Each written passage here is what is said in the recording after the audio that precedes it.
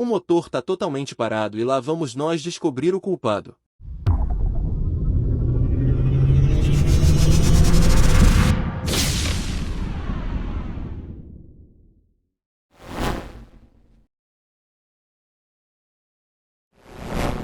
A primeira coisa é medir esses dois aqui, atacar os semicondutores, principalmente esse aqui dá muito problema. BT35F. Vamos dar um check no motor, ver se o motor precisa de ser lavado, né? Precisa ser lavado, lava com água mesmo, né? É bom lavar esse motor aqui já para tirar o pó de carvão, que tem muito pó de carvão. Enquanto ele vai secando, eu vou analisar essa placa, fiação, acertar esse fio do LED que está quebrado, a curva até que está boa.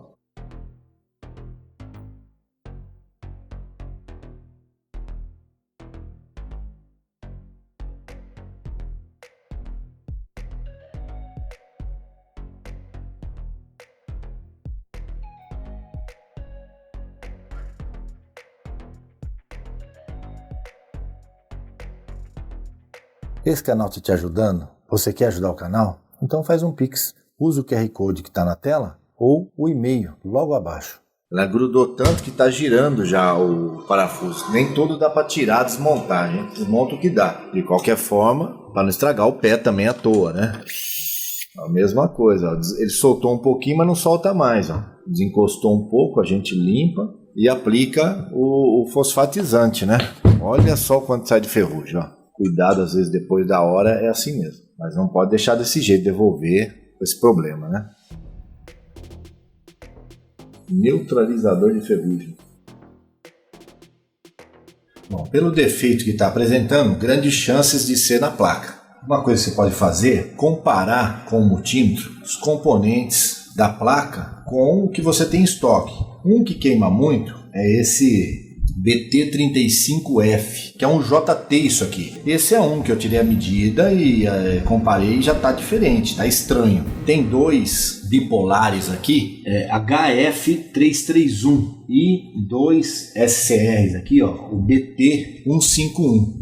Além das pontes de diodo. Você pode fazer teste comparativo para não ter que ficar tirando toda hora. Qual que é o melhor processo? O melhor processo é o rastreamento. Eu já falei sobre isso em outros vídeos. Então vamos lá que eu tenho isso aí rastreado e vou mostrar esse processo que é melhor.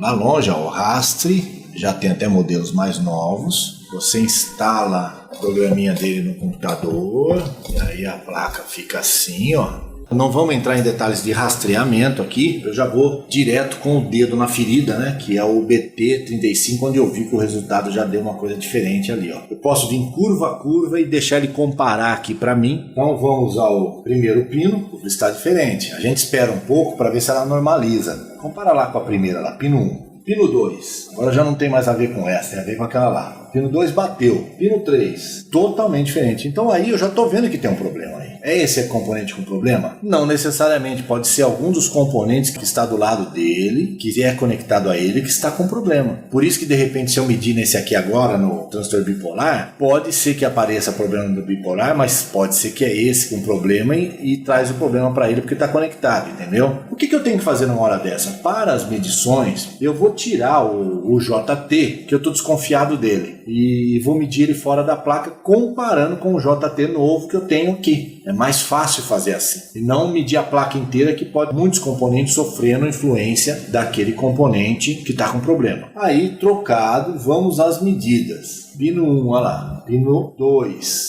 Pino 3 está bem diferente mesmo. Vamos a um outro entendimento aqui, ó. Quando você tem placas que tem trim-pots, eles têm muito a ver com as medidas. Então, se o trim-pot está muito ligado aqui nessa região e ele está mais para o mínimo, mais para o máximo, ele influencia bastante na medida, claro. Então, tem que tomar esse cuidado também, não interpretar tudo ao pé da letra, levar sempre essas coisas em consideração. Então, temos que pensar a respeito como que a coisa funciona para não sair interpretando tudo cegamente. Então, eu vou voltar a instalar rapidamente, essa placa é rápida de instalar na centrífuga, e aí, conforme for, eu volto para cá. Já tinha trocado as escovas, eu já mostrei em outros vídeos como trocar a escova, né? Então não vou entrar nesse detalhe que é muito simples. Vamos lá, tá ligada. Tem que ligar o relógio para ela funcionar. E aí?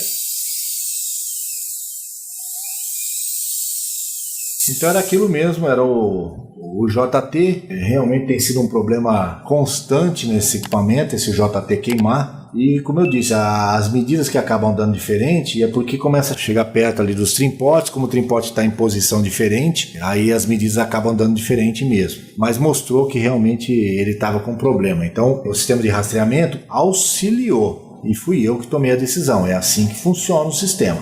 Vamos montar agora, trocar esse LED aqui, porque a calibração é com ela montada e eu vou mostrar como é que a gente faz. Para calibrar a rotação, você tem que estar com todo o sistema fechado, tudo instalado. Por quê? Porque o fluxo de ar influencia na rotação. Então você vem aqui, ó, vai fixar todo o sistema, prender direitinho, esmagando um pouco o fio aqui. Não tem problema, não vai picotar o fio nem nada. E aí fica com a placa exposta aqui, ó. Essa é a maneira mais simples, porque você faz com ela desmontada, regula tudo, mas aqui vai estar tudo montado com tampa e tudo, então a rotação fica perfeita. E aí depois você desmonta a parte de baixo de novo e monta a placa. Dá trabalho? Dá, mas é isso. Segunda coisa, não adianta aquela história de que eu fui numa cliente lá e ele falou assim, olha, eu preciso manter as rotações do visor, do VU, com 50 RPM de tolerância. Pode esquecer. Isso aqui é uma centrífuga analógica, onde você calibra o máximo e o mínimo, as rotações baixas, a rotação máxima aqui é o máximo que você vai conseguir ajustar. As intermediárias vão dar o erro que eles acham que tem que dar. Não é você que controla isso. Então, 50% delas dá numa margem muito boa, 50% delas não fica aquela margem bonita, mas é aquela história, é o que tem para hoje. Ela é uma centrífuga analógica. Então, se alguém tem uma maneira mais esperta de fazer isso, me conta, porque eu estou querendo aprender. Está bem presa aqui, ó. Como é tudo brilhante ali, aí não dá para medir a rotação, a gente coloca uma borracha. E aí, com ela fechadinha assim, ó, a rotação fica perfeita, aí mede pelo visor. Como que é o ajuste na placa? Aí você faz nesse aqui o mínimo, nesse aqui o máximo, nesse aqui o galvanômetro. Então você vai ajustando o mínimo e o máximo pelo tacômetro e depois você ajusta o galvanômetro. Na verdade eu faço esses três assim no durante, né? Não deixo o galvanômetro ficar muito fora, porque eu gosto de ver, você vai ficar uma coisa aceitável.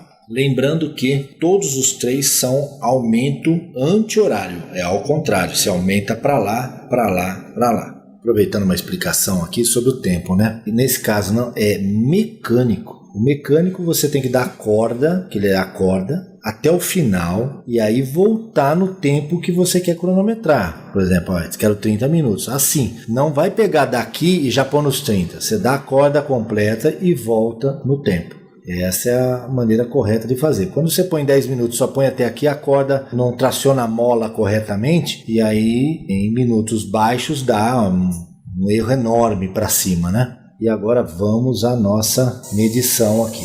Eu vou começar pelo mínimo, fazer um ajuste no mínimo lá.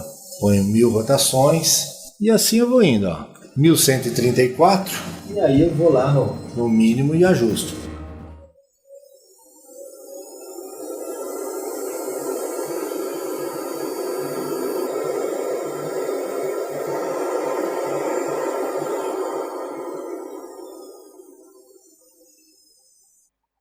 Então olha só que eu consegui no mínimo, ó, 1302 no 1000 e o trimpote já está no mínimo.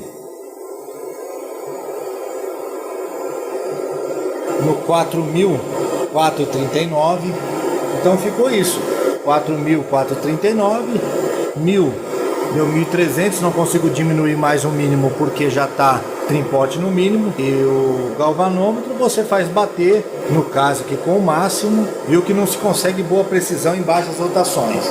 Dificilmente você vai usar esse tipo de centrífuga em baixa rotação, porque o tamanho aqui o raio do rotor é pequeno, então a força G, como o raio é baixo, a força G também é baixa, e você precisa de a maioria dos exames aí força G acima de 1000, então você vai girar numa rotação mais alta. Quanto mais você subir a rotação aqui, menor o erro.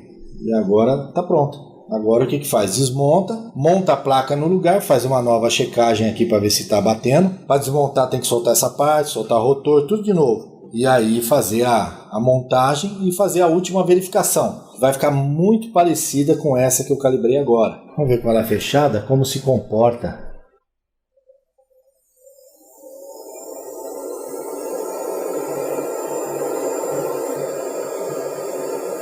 como esperado, sobe um pouquinho, ó.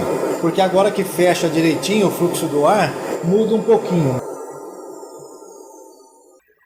Ó, uma grata surpresa, né? Caiu um tanto aí. É isso aí, fica aquele erro tradicional dessas centrífugas, mas tá valendo. O erro para 2000, ó, é bastante, ó. Ó, 2473. 3000, 3370. Gostou desse vídeo? Dá um joinha, compartilhe com seu amigo e assiste mais esse vídeo indicado aqui no finalzinho para você.